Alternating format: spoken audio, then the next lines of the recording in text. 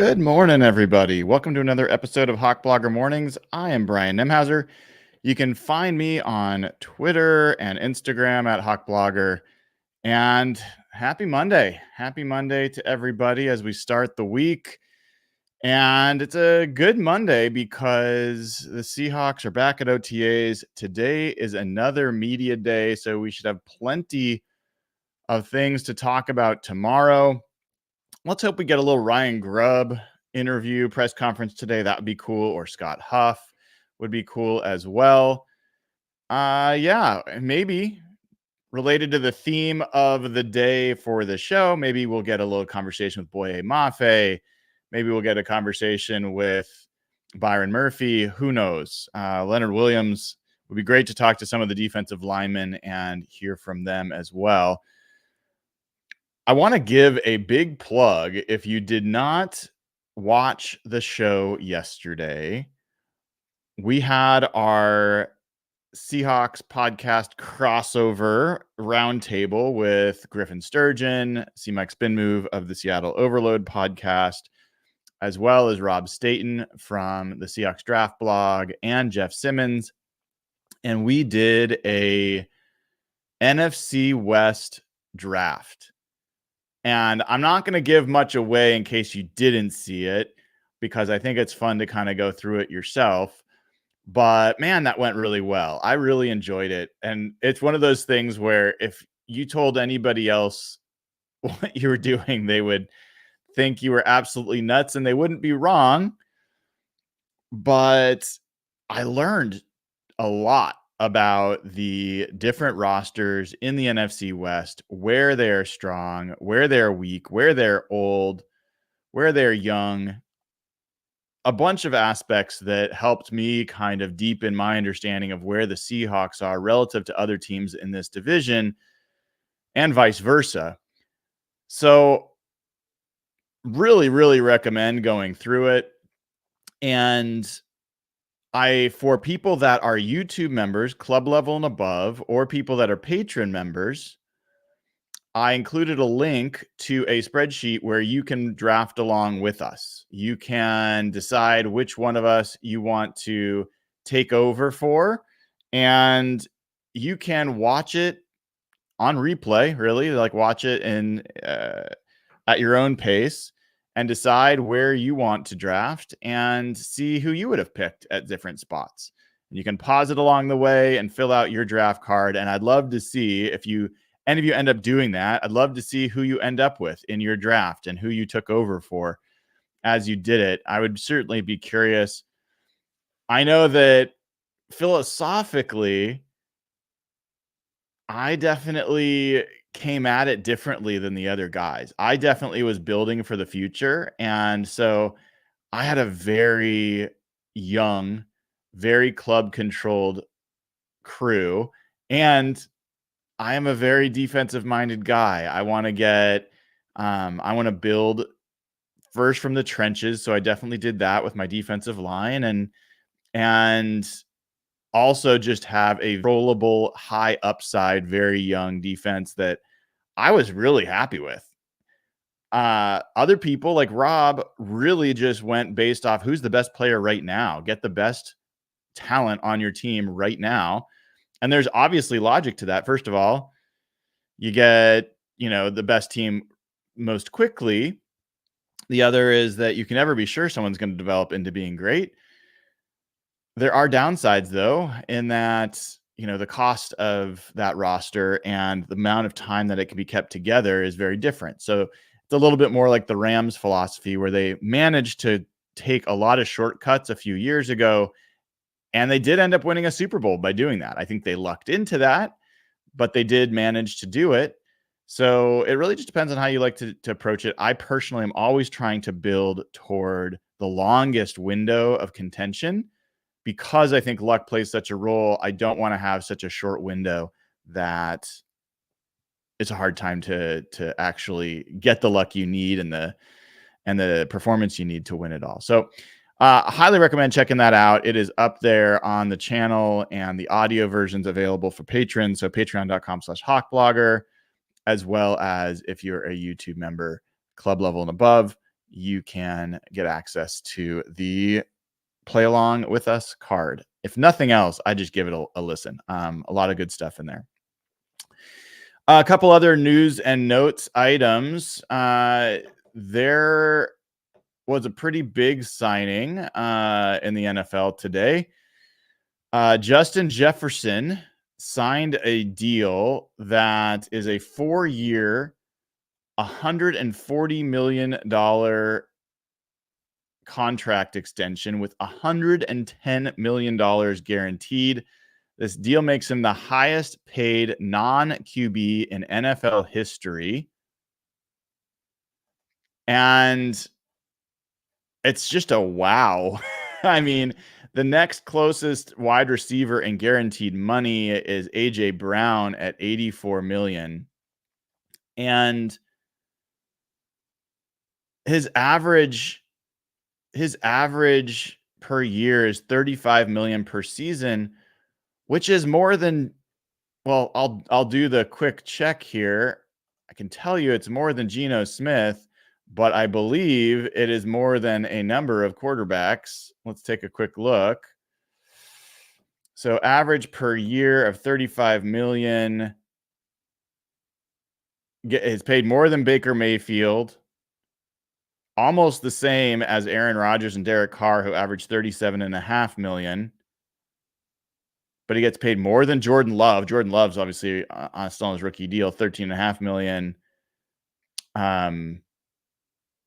More than, well, Trevor Lawrence is still on his rookie deal.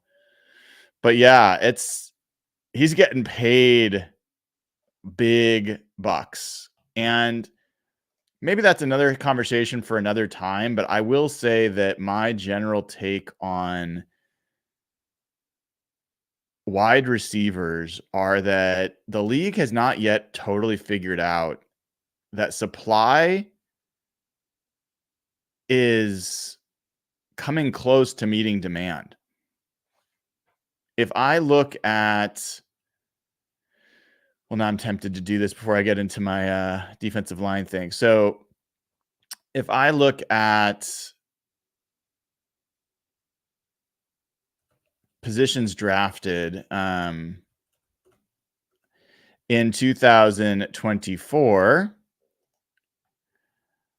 I mean, wide receiver was a position where there just were a ton of players. Let's take a quick look. There were, I mean, Marvin Harrison, obviously, the three big guys at the top, but you had 3, 4, 5, 6, 7 first-round wide receivers. And that's after last year, what were there, 4? And people can argue that, and you know, then there was also this year 4 additional second-round receivers and a bunch more in the third round. And so every year feels like the best wide receiver draft ever.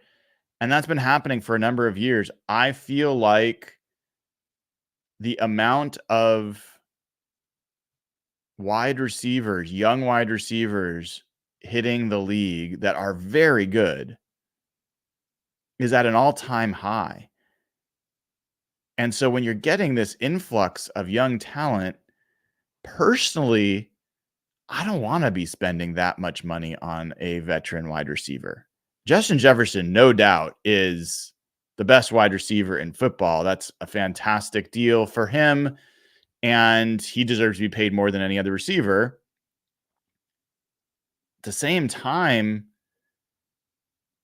I just am not sure that the Vikings are that much better of a football team than, you know, a team with Devontae Adams or a team with Amon-Ra St. Brown or, you know, a number of these other guys that are very good receivers.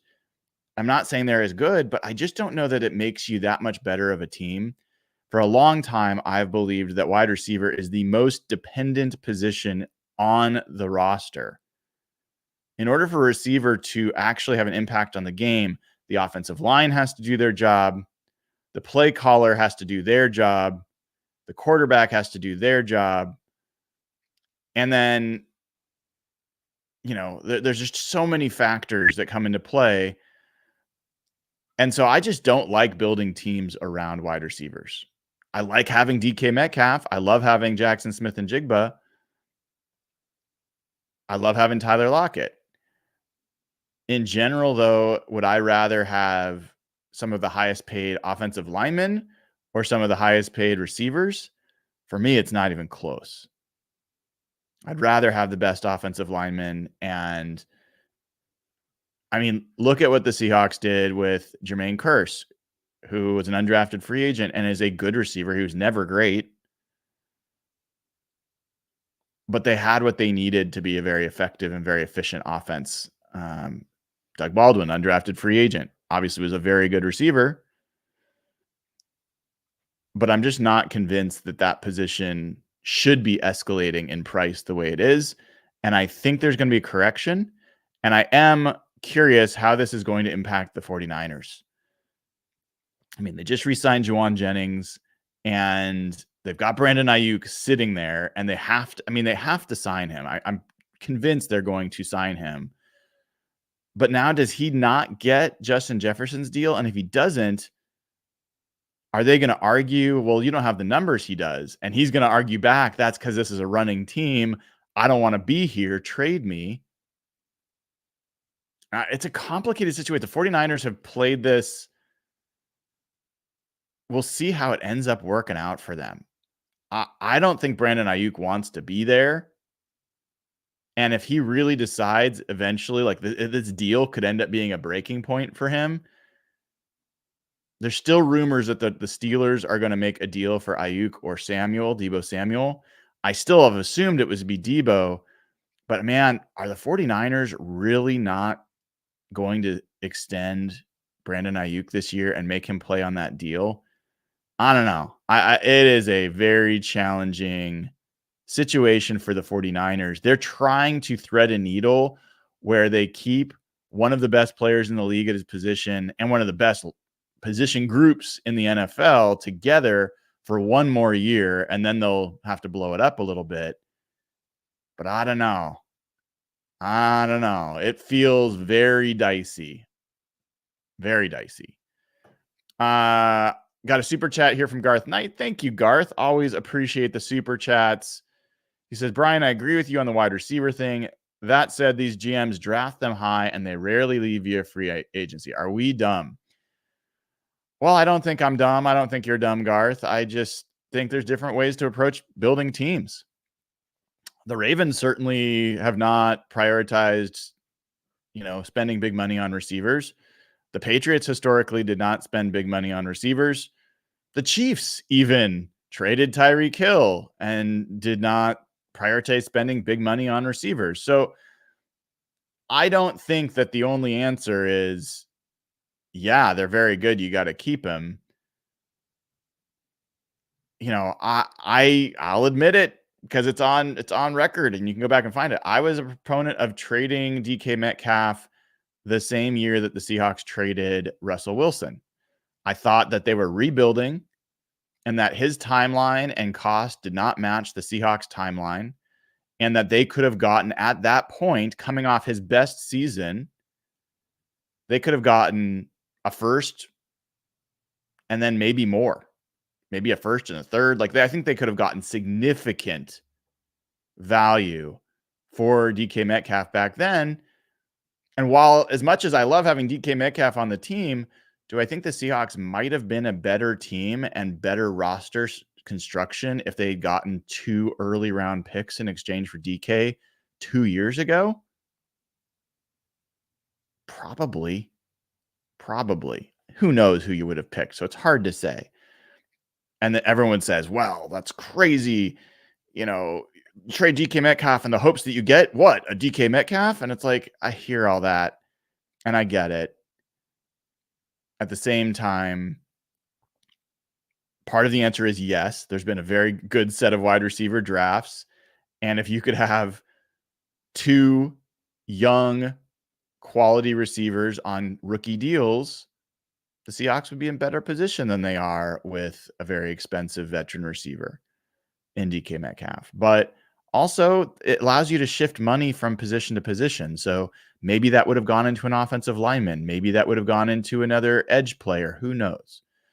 So I I am not a fan of wide receiver centric roster building, but that's where the NFL is going. So I mean, I know analytics might disagree, and we'll just let these things play out. But if in a year or 2 years, there's a story about how the wide receiver position has had a market correction, come back here June 3rd, 2024, and tune in and make sure you clip this and give me a shout.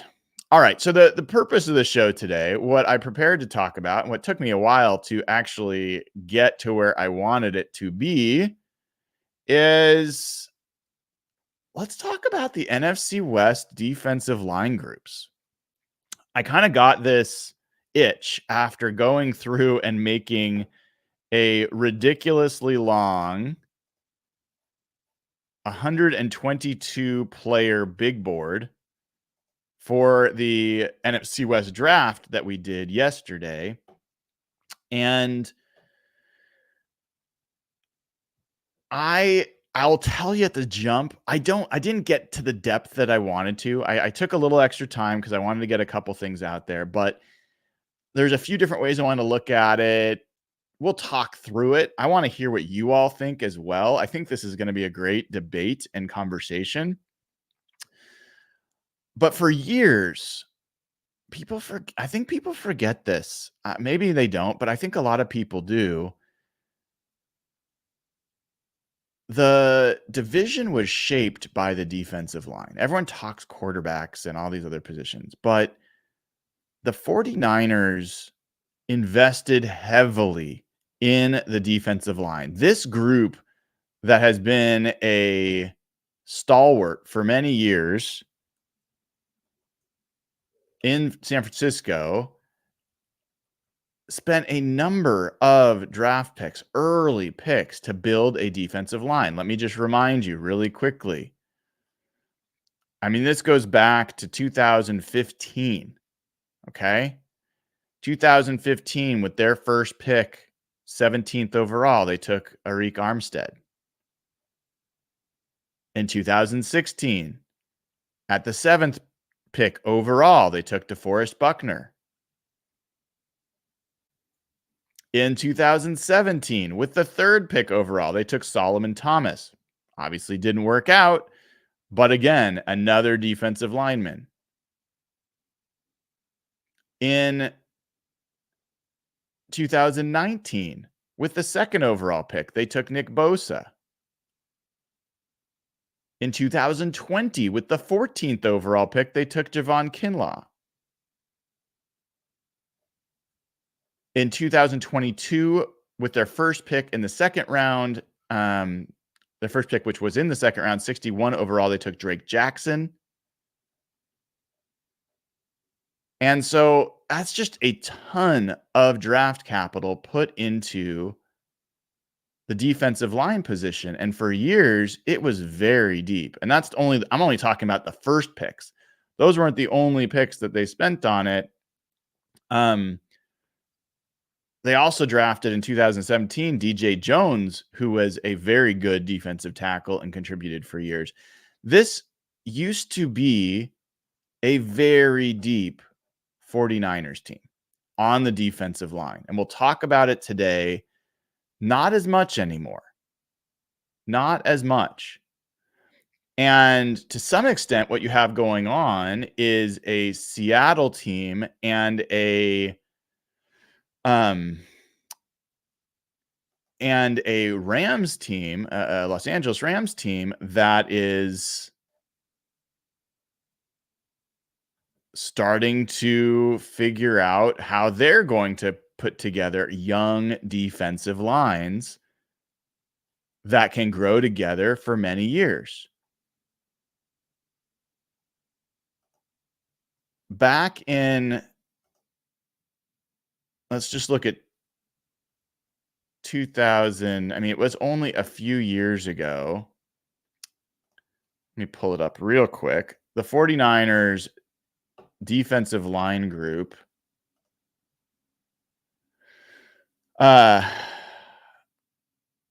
looks so different. I mean, in terms of its depth. And let me pull up 2000, what was it, 19 maybe? Yeah. 2019, they had DeForest Buckner, DJ Jones, Sheldon Day, Kevin Givens, Kentavious Street. On the edge, they had Arik Armstead. And then Nick Bosa. D Ford was also there as an edge player. They just had waves of players that they could bring in on the defensive line. And so I bring this up because I think that we're seeing a changing of the guard at one of the most important position groups in the NFL. And let's figure out how close they are to being dethroned, because they've been pretty clearly the best defensive line. You could argue with Aaron Donald, the Rams have been, but the shift of Aaron Donald leaving also has a big effect here. So let's go ahead and take a look at these groups together. And I want to hear what you think as we go through. All right, so first, I'm just going to get everyone acclimated with who is on these lines. And we'll start with the 49ers. Their starters, Nick Bosa and Javon Hargrave, returned from last year, so same guys. Then they added Malik Collins and Leonard Floyd. Malik Collins, a defensive tackle, and Leonard Floyd, an edge player. 49ers play a pretty standard 4-3, so I've only got 4 starters listed here. You'll see that changes for some of the other groups. For their backups, they have Drake Jackson at edge. I'll read from left to right. So edge, defensive tackle, then edge. For people that are listening and not watching, Drake Jackson, Kevin Givens, Jordan Elliott, and Yetur Gross-Matos. And so you can kind of see what I'm talking about right away. I think that the 49ers' second group is the worst it's been in the last 10 years. Their depth is very thin. I would also argue that they only have 2 very good players on that defensive line group, overall, and that's Hargrave and Bosa. Floyd, as we talked about in my 49er Nightmares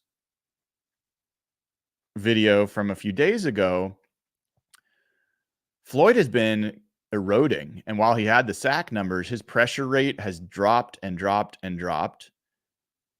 And Malik Collins is a serviceable vet, but he is not Arik Armstead. And by the way, if it's Eric Armstead, in all these years, I've never actually remembered which it is, but I'm calling him Arik for the purposes of this show. All right, so that's the 49ers group. Then let's look at the Rams. The Rams, they actually run a 3-4. So what I've got here is their 2 edge players, which are really kind of outside linebackers in their crew, and then 2 defensive ends, which are not edge players, but they're defensive linemen in a 3-4, defensive ends in a 3-4, and I've got a nose tackle. So we'll read from left to right, edge to edge. So Byron Young, second-year player. Braden Fisk, who the blue box behind the player's name denotes, a rookie. New player to the league. Nose tackle, Bobby Brown III. Defensive end, Kobe Turner, who was runner-up for defensive rookie of the year last year. And Jared Verse at the other edge position.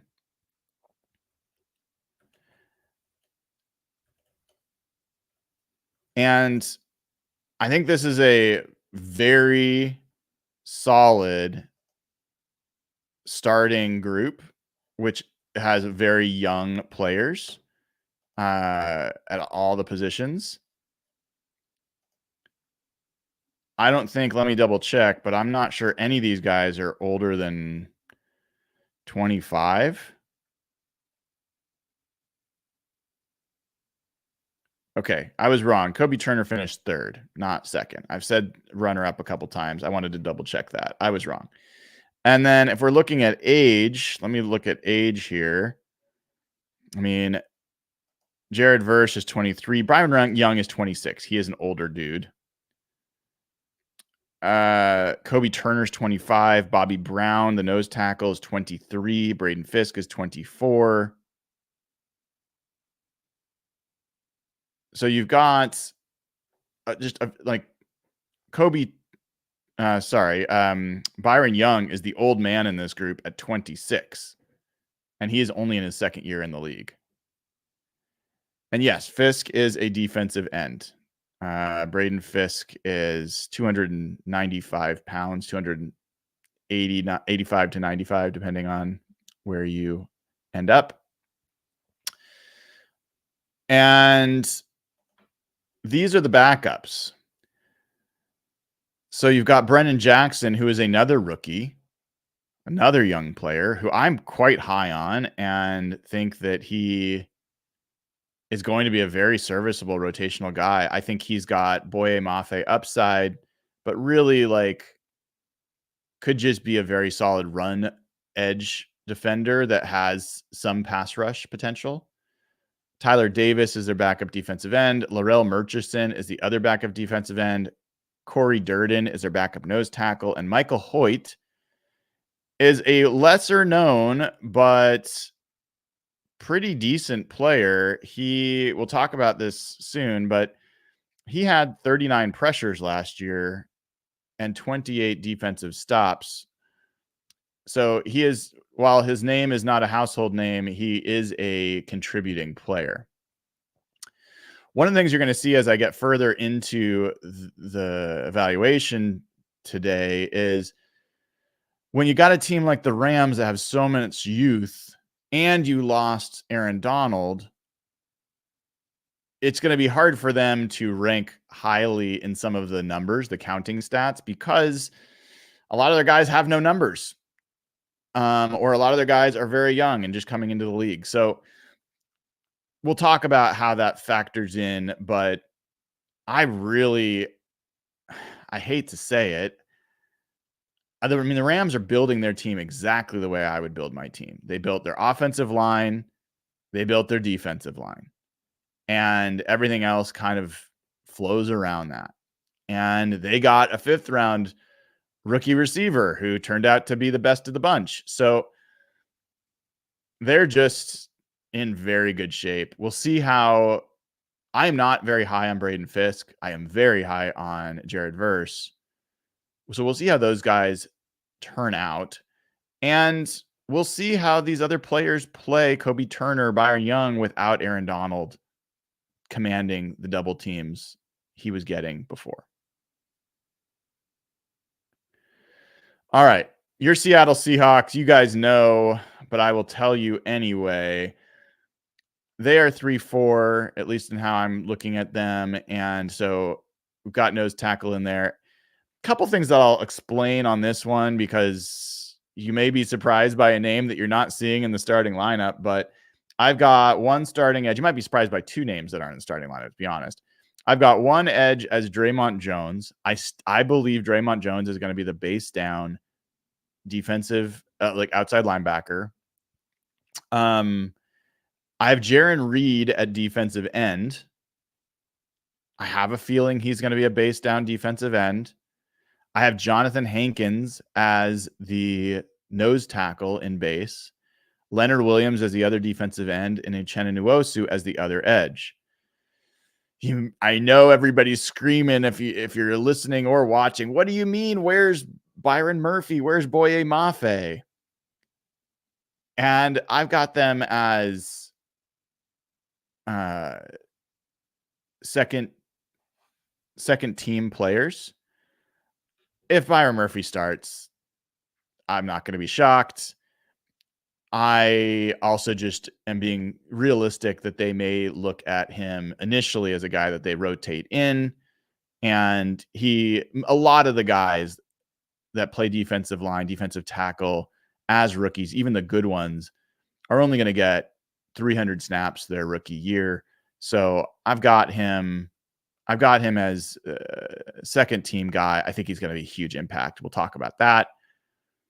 Boye Mafe is maybe the bigger surprise. I don't know. I've got him as second team. I have a feeling on base downs, they're going to want their best run defense on there. And I think Draymond Jones is going to be part of that. So I've got Mafe sitting behind him. But the Seahawks they have a lot of depth at edge. None of them are great yet. Maybe Boye Mafe becomes great. He's shown some signs last year, but none of them are commanding double teams. None of them are guys that people really have to game plan for every week. But they have a lot of guys that are pretty good. Draymond Jones is pretty good. Boye Mafe is pretty good. Uchenna Nwosu is pretty good. Darrell Taylor has some numbers that are pretty good, but overall, I would say is less. I do have Derek Hall on this list because I don't think we know yet how it's going to shake out between Derek Hall and Darrell Taylor. The assumption would be that Derek Hall would overtake Darrell Taylor. But if you look at the numbers, that doesn't really make a lot of sense yet, other than the contract. And then I've got Cameron Young behind Jonathan Hankins. I also I have Mike Morris there as a backup defensive end. And I have him showing up as the kind of rookie blue, just like Byron Murphy, because he didn't play last year. So it was essentially a redshirt year for him. I consider him a brand new player and someone that really doesn't have any stats to add. So that's why I colored him in the same way, even though technically he is a second-year player. All right. Finally, the Arizona Cardinals. This is their starting crew. Zaven Collins at one edge, Bilal Nichols and Justin Jones at defensive tackle, and then BJ Ojolari at the other edge. Their first round pick, Darius Robinson, I've got showing here as a second level player. He could end up shifting inside. He can play outside. He may end up being a starter. All that remains to be seen. They've got two other defensive tackles in Roy Lopez and Kairis Tonga.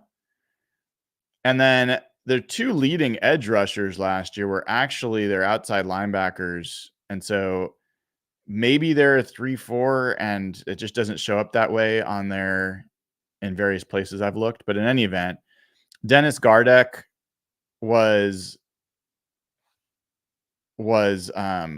I think led them in pressures last year. Yes, he did. And Victor Dimukeji, hopefully I'm pronouncing that somewhat close to correctly, is the other player that was on the edge and had a number of pressures for them. So that is the Cardinals defensive line. And if you're saying, oof, that is how I felt about it. That is talk about a difference. When you go through and look at these four groups, I can't make the case this one is young and up and coming. I can't make the case it is talented now. I can't make the case it is good value. I mean, Zaven Collins was a first-round pick. This is not a good crew. And I don't know how this defense is going to get a lot better with this defensive line. But let's get into it.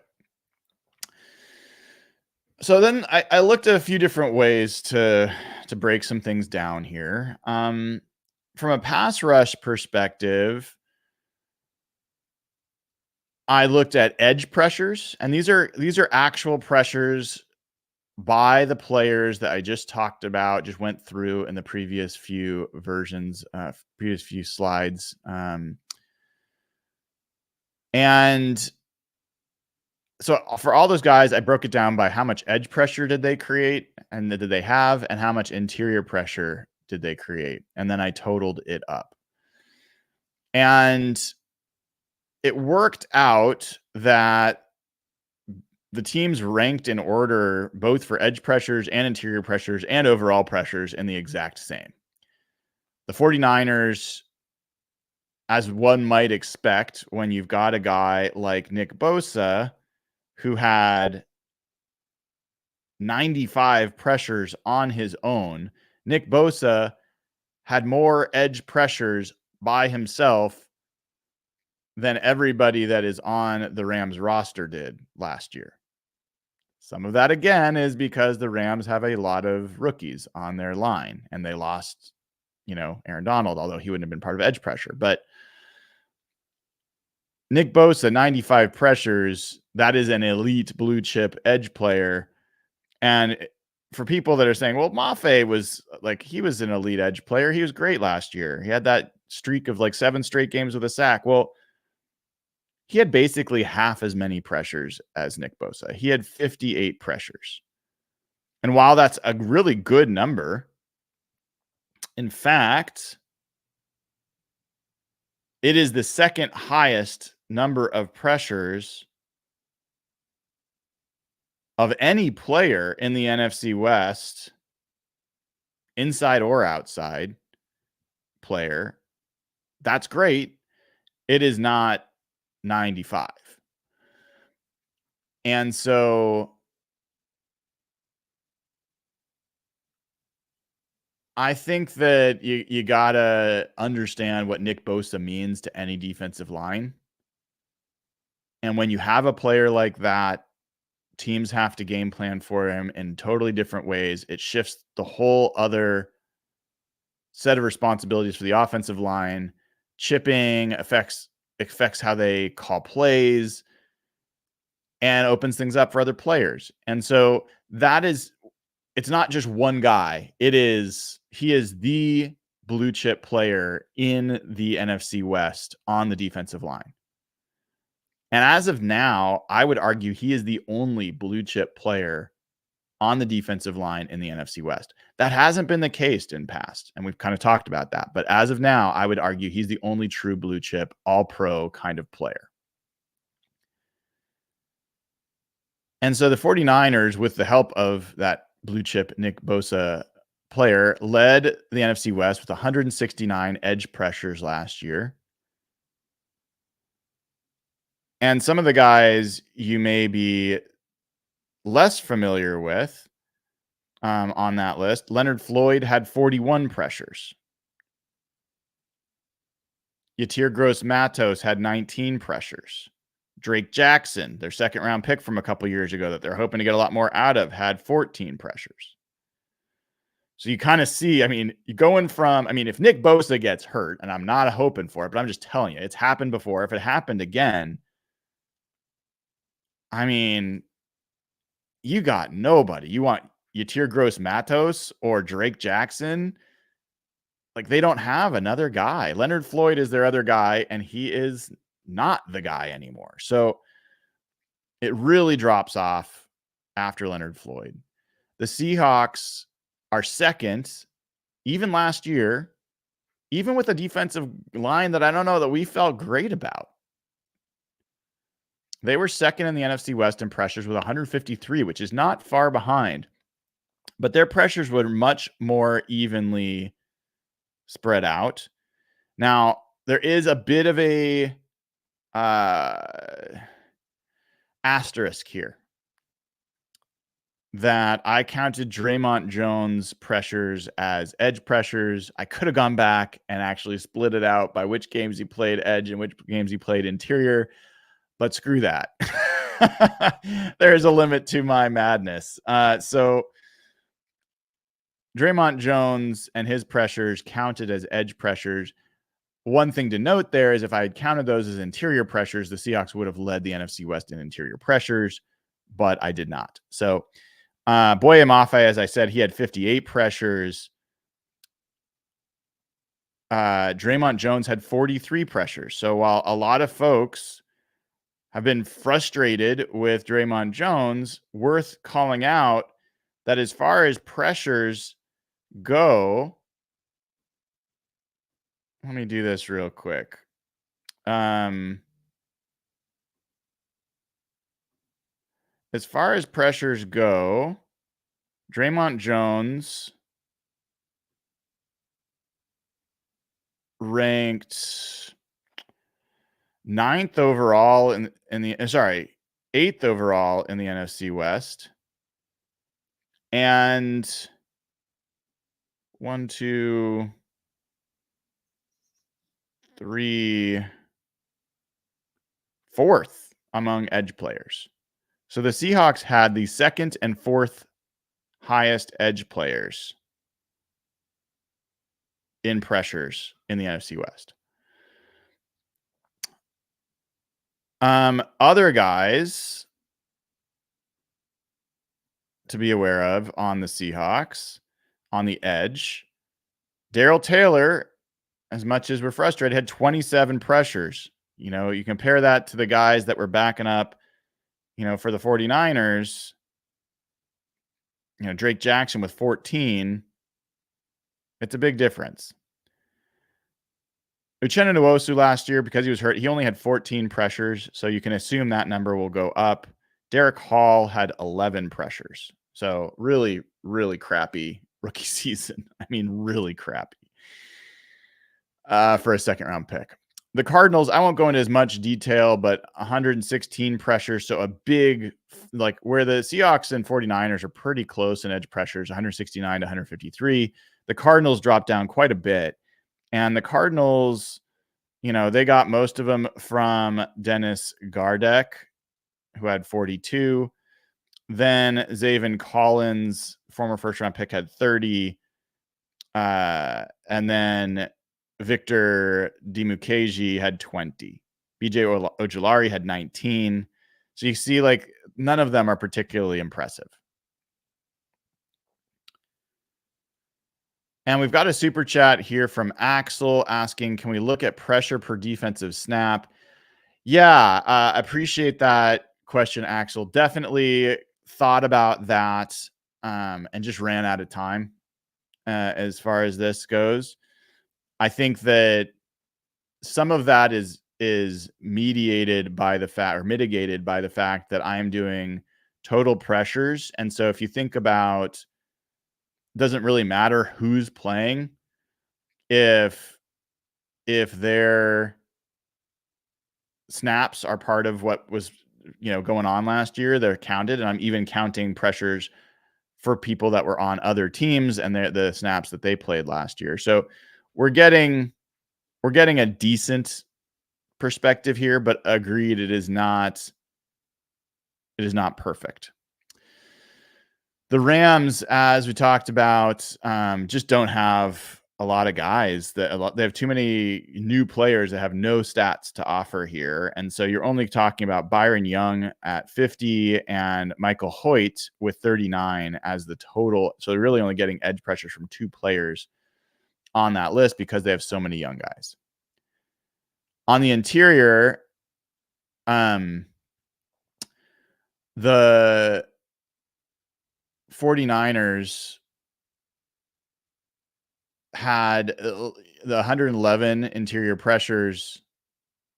The Seahawks had 107. The Cardinals had 79, and the Rams had 54. I see folks joking about whether this is intentionally trying to make the Seahawks look better. No. And we've talked about this before. If you go back to the defensive line show that I did on just the Seahawks were the 11th highest. Well, they might have even been higher than that. Let me double check. But from a pressure rate perspective, the Seahawks were, by any measure, one of the best pass rushing teams in the NFL last year. So I know that might be surprising to some folks, but it is the reality. So the Seahawks were 3-6. They were 9th in the NFL in pressure rate last year. And in fact, they were significantly higher. Their 23% pressure rate was significantly higher than the 49ers at 21%. The Rams were at 18.9%, and the Cardinals were second to last at 17.1. So that does account for this, for snaps and things of that nature. And if you're also curious from a grade perspective, the Seahawks finished 9th in PFF in pass rush grade. The 49ers finished 3rd in pass rush grade. The Rams were 11, and the Cardinals were 29. And that, keep in mind, that includes, when you're talking pass rush grade, you're talking about not just defensive line. That includes linebackers, safeties, corners, and also include last year's players like Aaron Donald for the Rams. So I really don't think this is the team that I think this is least fair for is the Rams, but it's just also a reality of being going young on that group. Like we can all decide that Jared Verse is going to be great, or Braden Fisk, if you believe in him, is going to be great, but we don't know yet. So there's just a lot more question marks with that group.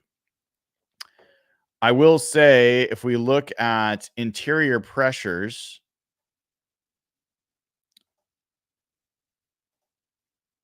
the number one player in the NFC West in interior pressures is Leonard Williams with 54. He had 2 more than Javon Hargrave, who everybody fawns over because he's this great pass rusher, but he's also an awful run defender, and Leonard Williams is a much better run defender. So just keep that in mind. Leonard Williams had more pressures last year than Javon Hargrave, who was number 2 in the NFC West.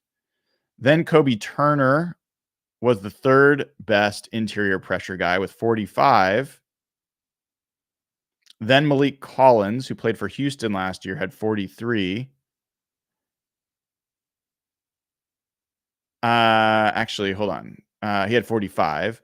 And then Jarran Reed had 43. So the Seahawks had 2 of the top 1, 2, 3, 4, 5, 6. 2 of the top 6 in interior pressures. And they added Byron Murphy. And they added Mike Morris. So I think we'll talk about that in a second, but the Seahawks defensive interior is, I think, pretty clearly on the rise and is already pretty strong. That also does not count any snaps that Draymond Jones will get when he shifts inside in certain downs and distances. And he obviously has created a lot of pressure as well. The Cardinals, I mean, it's just ugly. I mean, Justin Jones is their top interior pressure guy. He had 36. Bilal Nichols had 15. I mean, it's not pretty. And the Rams, as I mentioned, they have Kobe Turner's 48, but then Braden Fisk, these other guys. Bobby Brown is a really good run defender, but only had 6 pressures last year. So in total, 49ers led with 280 pressures. The Seahawks were second with 260. The Cardinals were third with 195, and the Rams were fourth with 143. And again, for folks just turning in, this is just defensive line pressures. I'm including edge rushers and defensive tackles. This does not include off-ball linebackers. It does not include cornerbacks or safeties or anything like that. All right. Next, run stops. And what are run stops? Well, run stops are a stat that are defined by PFF as a defensive stop or tackle that constitutes a, quote, failure for the offense. This can be tackles short of the line to gain. This can be tackles for loss. And so this, again, is just defensive line. And for this, I did the same thing. I totaled up edge players and um I totaled up interior players, and I gotta say I was kind of surprised at what I found. Um, Nobody would mistake the Seahawks for a good run defense last year. The 49ers, for what it's worth, were also a bad run defense last year, 26th in the NFL by a lot of different measures. The number one player in the NFC West in stops overall was Nick Bosa with 38. Kobe Turner was second on the Rams with 36. And then Jaron Reed was number 3 with 35. And number 4 was Leonard Williams with 34. And the Rams then have Byron Young with 31. So the Rams and Seahawks both have 2 of the top 4 for interior stops. But the Seahawks also then have Boye Mafe with 29. So they have 3 of the top 5 players in this statistic in the NFC West. And so if you look at this, you end up with 86 edge stops for the Seahawks and 93 interior stops, 179 total. That is that is first, where the second place team was kind of shockingly the Cardinals. They had 151 stops. Dennis Gardeck led them with 27. Roy Lopez, their interior guys, Lopez, Bilal Nichols, and Justin Jones had 24, 23, and 22. Zaven Collins also had 22. And then BJ Ojolari and Victor Dimukeji had 14 and 13. So they kind of had equal stops among the edge and interior. And the 49ers were third with 148. And the Rams were fourth with 109. If you look at run defense from a grading perspective,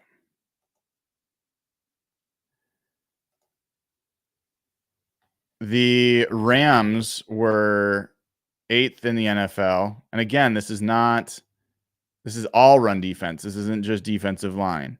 49ers were 12th in grading here. The Seahawks were 23rd. The Cardinals were 32nd.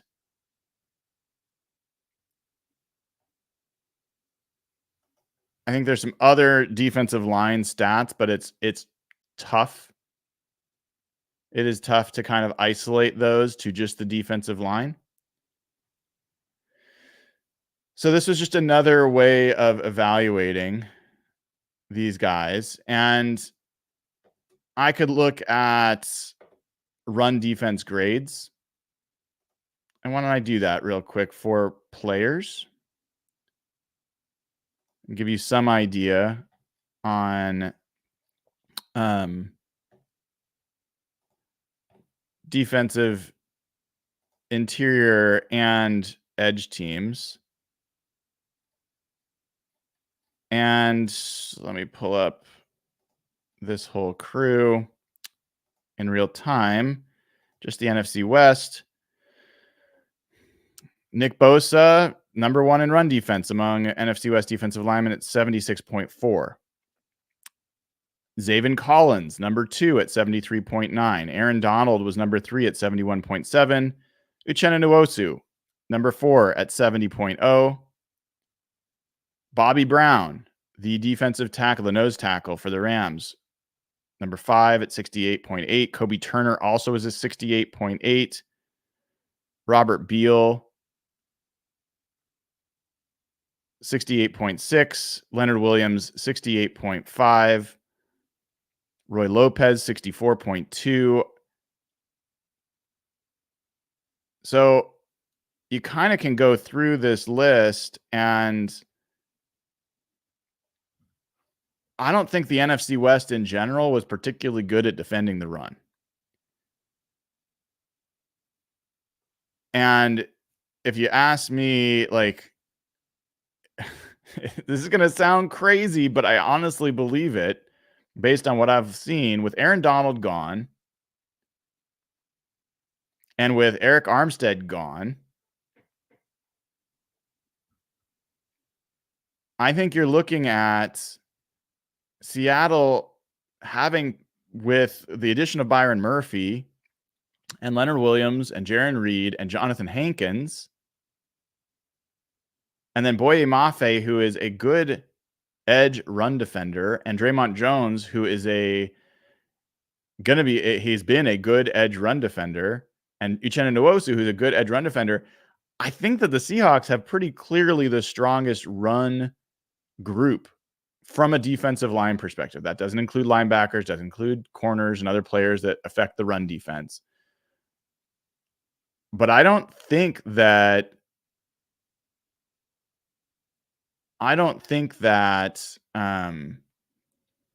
there's a really strong case to be made that the 49ers have a better run defense group. And to give you some idea, I mean, let's look at Malik Collins for a second. One of their new guys that they added. How does he rank against as a run defender? His run defense grade, 44.5. His run defense grade the year before, 54.1. Year before, 32.2. He's an awful run defender. What about Leonard Floyd, who we just talked about? I think is falling off. What's his run defense grade? 56.1. The year before, 58.3. These aren't good run defenders. So I don't think, and the 49ers by rush defense by EPA ranked 26th in the NFL last year. So that's with Eric Armstead. That's with Chase Young. Even Javon Kinlaw, if you want to throw him in there. So I think the 49ers run defense on the defensive line especially is, I don't think it's good. I think the Rams are just hard to assess because of the Aaron Donald effect. We won't know, but I love their talent. I love where they're going. But we're going to have to see because they have not proven it yet. Their initial group there with Kobe Turner. Kobe Turner had a strong rookie year as a run defender. Byron Young, he did okay. He was essentially equivalent to Boye Mafe.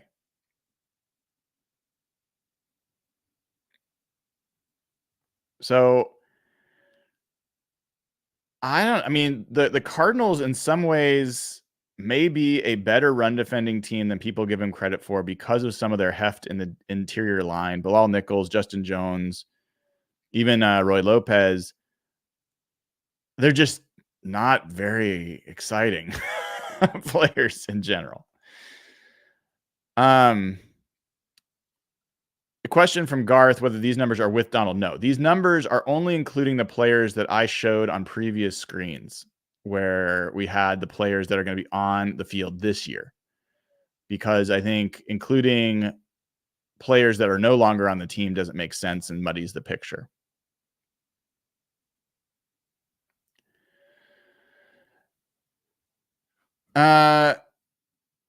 So when I kind of look at these groups separately, and I could have broken this down a million different ways, but when I look at like top four, ranking the top four NFC West teams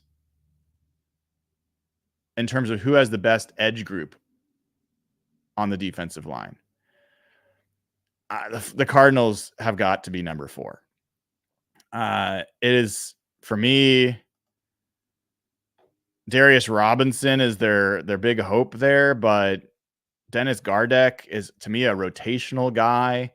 it's not even worth going too much more into it. They're the fourth, 4 out of 4. Uh, Number 3 is the Seahawks. And I went back and forth on this one because on one hand, the Seahawks have the deepest edge group in the division. I don't think that's really in question. You got Uchenna Nwosu, Boye Mafe, Draymond Jones. You want to throw Dale Taylor and Derek Hall into that mix. It's a deep edge group. They just don't have an alpha. And so where I go, like, in fact, I'm a little bit surprised trying to remember how I did this, but I ended up with the Rams at number 2. And the reasoning behind that was I think Jared Verse is going to be an alpha. Big projection. I think very worthy of debate. I'm even debating myself as I look at it right here.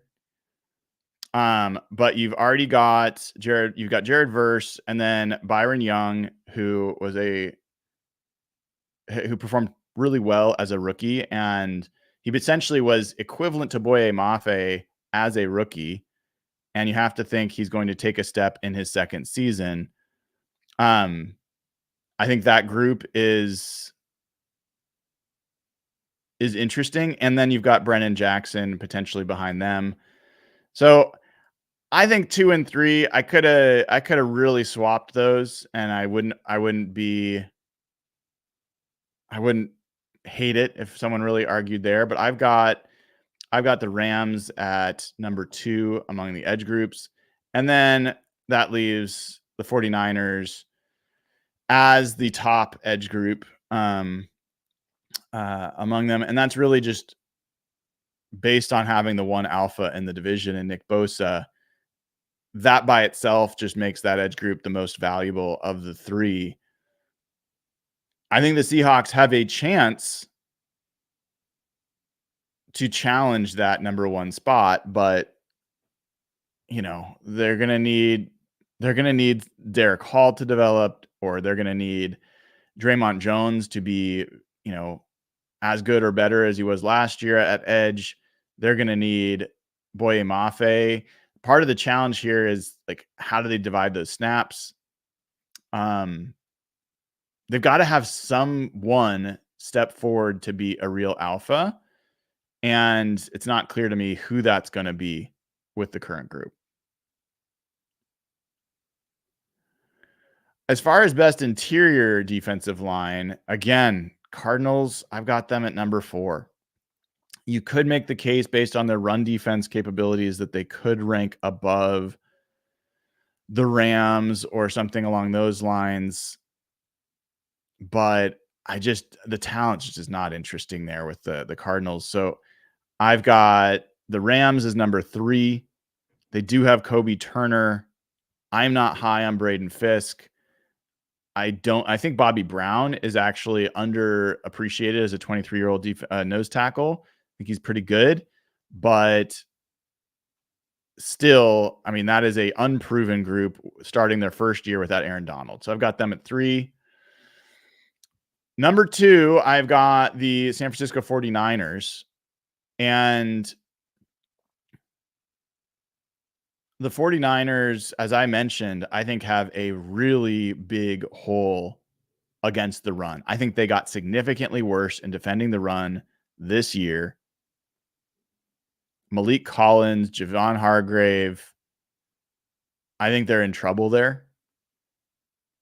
And the pass rush, while I think it could be good, I don't think it's great. So, number 1, I don't think this is really a question. I think the Seahawks interior defensive line is pretty far and away the best in the division. Leonard Williams, Jaron Reed.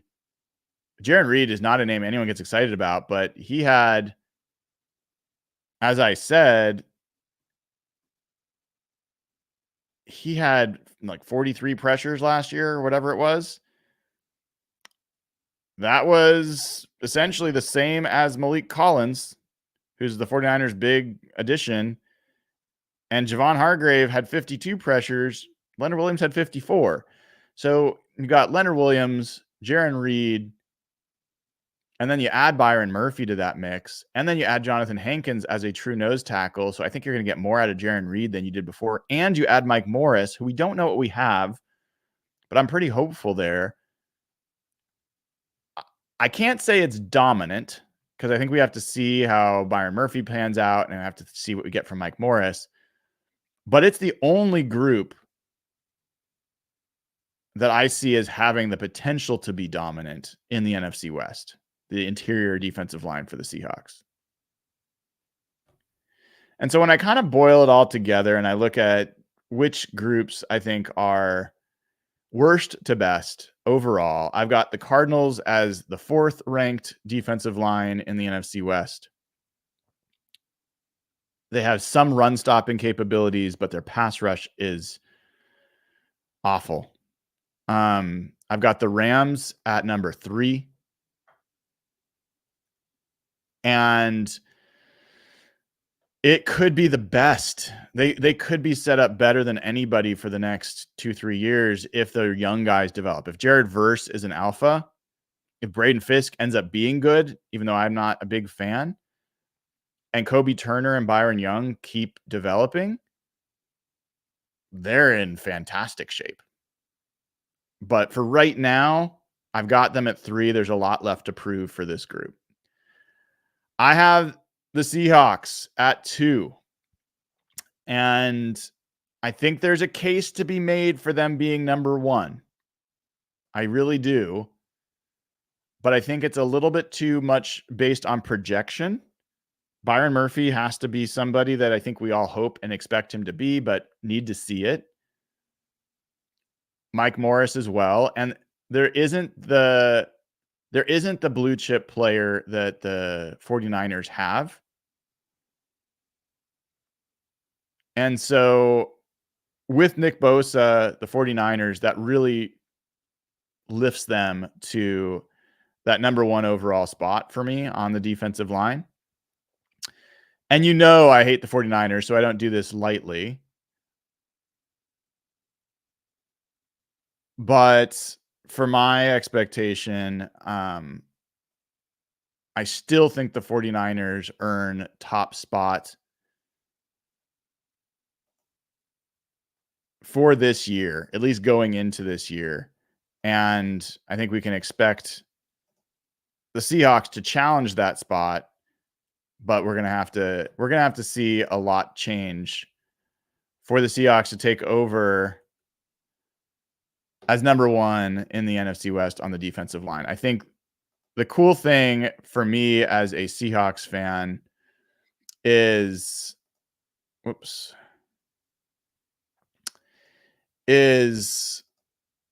that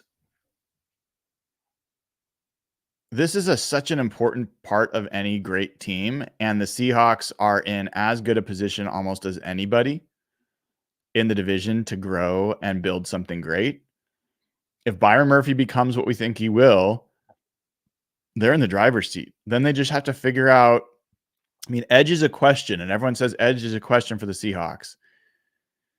Boye Mafe is arguably the most promising young edge player, like new to the league young edge player. So I think that the Seahawks are in decent shape there. And we'll see with Mike McDonald. We don't know how that's going to play out either, as far as how these different players are going to be utilized. And are we going to see a Jadeveon Clowney, Kyle Van Noy type of breakout year for some of these Seahawks edge players with these different pressures and these different combinations? And with Byron Murphy, is Byron Murphy and Leonard Williams as a duo, are they going to create opportunities for the Seahawks edge players that Aaron Donald used to create for Rams players along the defensive line. I think like, let me just put it this way.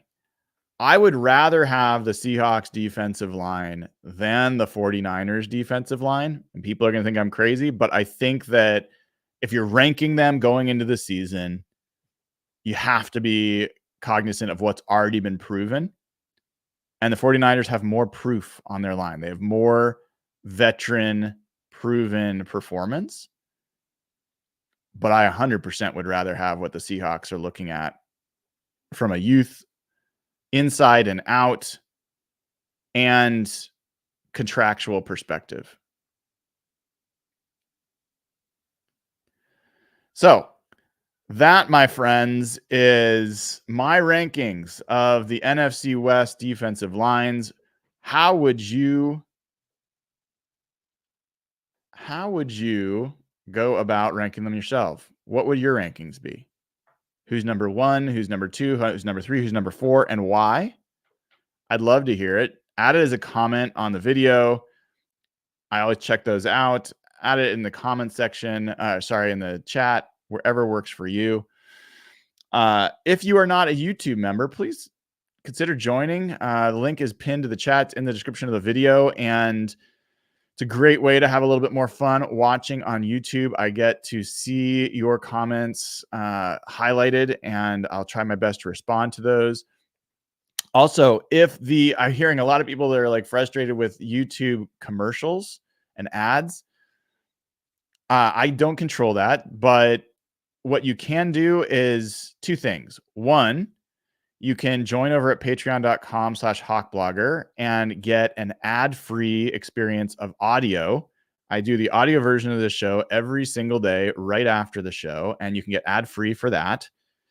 Or you can join YouTube Premium. Not trying to sell that, but just letting you know that is the way to get out of the ads. Otherwise, ads are going to do what they're going to do. So if there's any good news in it, know that the ad revenue is getting contributed to our charitable donations this year coming up in August. So it is going to a decent cause either way, no matter how you go around it. All right, folks, have a wonderful rest of your Monday. I will be back tomorrow, hopefully with some insights from a Monday press briefing with the Seahawks OTAs. Until then, I am Brian Nemhauser. You can find me on Twitter and Instagram at HawkBlogger. This has been another episode of Hawk Blogger Mornings.